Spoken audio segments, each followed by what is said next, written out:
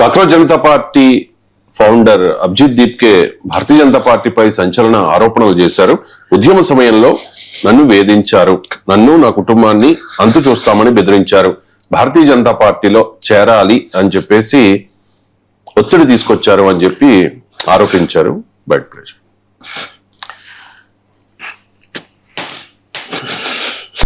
Sir आज आपको BJP की तरफ से कोई ऑफर हुई है ज्वाइन करने के लिए? धमकियां बहुत मिली कि बीजेपी में आ जाओ, अच्छा रहेगा तुम्हारे लिए, तुम्हारे परिवार के लिए। तो मुझे तो मतलब बहुत शर्म आती है कि इतने बड़े प्रधानमंत्री, इतने बड़े अमित शाह, उनके पोते की उम्र का मैं हूँ, उनके पोते की उम्र के बच्चों को इस तरह की धमकियां देते हैं। मतलब क्या फायदा तुम्हारे इतने बड़े प्रधानमंत्री या गृहमंत्री होने का, अपने बच्चों को इस तरह की धमकियां देनी पड़ती है। सर आज आपको बीजेपी की तरफ से कोई ऑफर हुई है ज्वाइन करने के लिए? धमकियां बहुत मिली कि बीजेपी में आ जाओ, अच्छा रहेगा तुम्हारे लिए, तुम्हारे परिवार के लिए। तो मुझे तो मतलब बहुत शर्म आती है कि इतने बड़े प्रधानमंत्री, इतने बड़े अमित शाह, उनके पोते की उम्र का मैं हूँ, उनके पोते की उम्र के बच्चों को इस तरह की धमकियां देते हैं। मतलब क्या फायदा तुम्हारे इतने बड़े प्रधानमंत्री या गृहमंत्री होने का, अपने बच्चों को इस तरह की धमकियां देनी पड़ती है। सर आज आपको సార్ ఇది చాలా తీవ్రమైన ఆరోపణ సార్.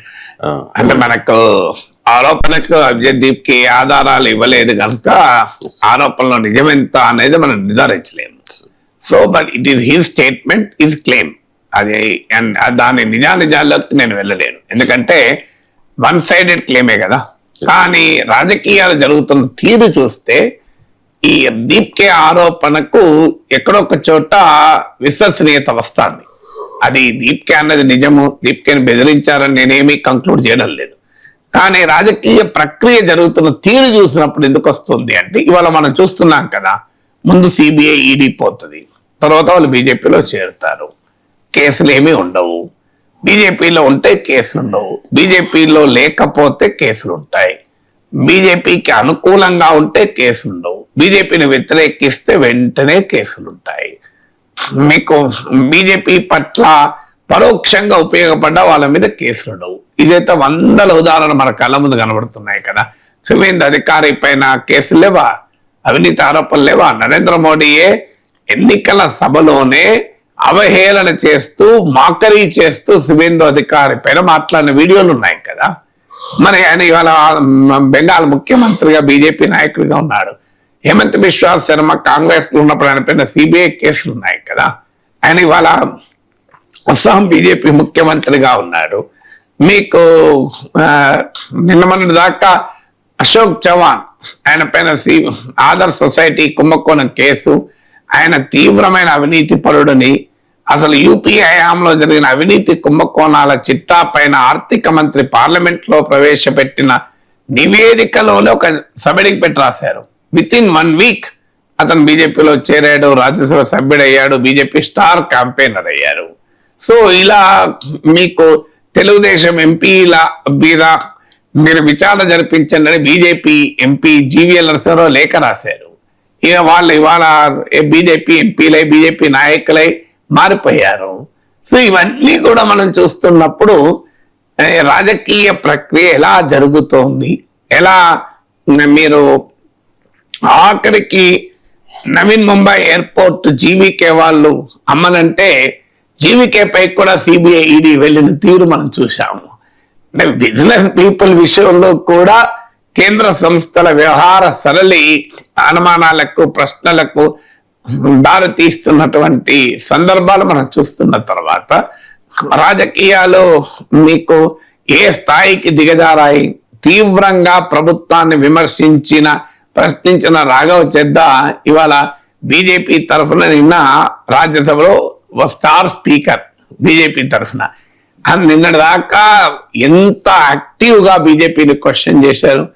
అది కళ్ళ ముందు కనబడుతుంటే ఏమనాలి జనం. Raghav Chadha was an iconic opposition leader కదా. అపోజిషన్ వైపు నుంచి ఒక అత్యంత ప్రతిష్టాత్మకమైన పాపులర్ స్పీకర్.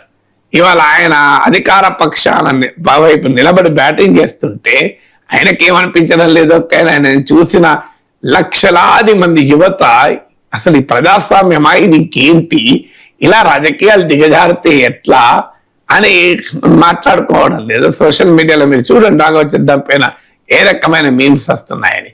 ఇలా మీకు అవినీతి పరులందరినీ మీకు ప్రతిపక్షాలు ఉంటే అవినీతి పడ ముద్ర వేసి అధికారంలో ఉన్న మరుక్షణం అధికార పార్టీకి అనుకూలమైన మరుక్షణం వారి పైన ఏమీ ఉండని వైనం చూశాక ఇలా కేసులతో బెదిరించి పార్టీలోకి తీసుకుంటున్నారు అనేటువంటి అనుమానాలు వస్తున్నప్పుడు అజయ్ కి అన్నదానికి విశ్వసనీయత వస్తుంది అన్నాను తప్ప నేను అది నిజమని నేనేమి నిర్ధారించలేను. కానీ politics the way BJP running politics, BJP మాత్రమే చేసిందా, గతంలో ఇతర పార్టీలు చేయలేదా?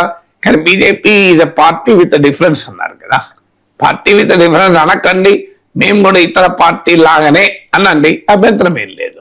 ఇక అన్ని రాజకీయాలు అట్లే వచ్చాయి, పొలిటికల్ కల్చరే అట్లా వచ్చింది, రాజకీయాలు అని కుళ్ళి కంపు కొడుతున్నాయి అనుకుంటా. Bharatiya Janata party party with difference, Narendra Modi leader with difference అన్నారు గనక సహజంగానే ఈ ప్రశ్నలు వస్తాయి. ఇప్పుడు నరేంద్ర మోడీ సువేంద్ర అధికారి పైన, ఆయన అవినీతి పైన, ఆయన స్టింగ్ ఆపరేషన్ లో దొరికిన తీరు పైన అవేట్లా చేస్తూ బహిరంగ సభల్లో మాట్లాడింది సువేంద్ర అధికారి తృణమూల్ కాంగ్రెస్ నాయకుడిగా ఉన్నప్పుడు. ఇవాళ ఆయన ప్రమాణ స్వీకారానికి ముఖ్య అతిథిగా నరేంద్ర మోడీ వచ్చింది చూసినప్పుడు సహజంగానే ఎవరికైనా ఏమనిపిస్తుంది ఆ సీన్ చూస్తే? అశోక్ చౌహాన్ పక్కన పెట్టుకొని మోడీ మాట్లాడితే బహిరంగ సభల్లో నిన్నదాకా ఆయన ఆదర్శ సొసైటీ కుంభకోణంలో నిందితులు అని చెప్పి మీరే ఆరోపించాక చూస్తున్న వారికి ఏమనిపిస్తుంది? ప్రజాస్వామ్యంలో ఇదేమి మేము మా పార్టీలో ఎవరైనా చేరొచ్చు అనుకుంటే ఆటోమేటిక్ గా మన ఇలాంటి జరుగుతుందేమో అనేటువంటి డౌట్, అనుమానం ప్రజలకు రాకపోతుందా?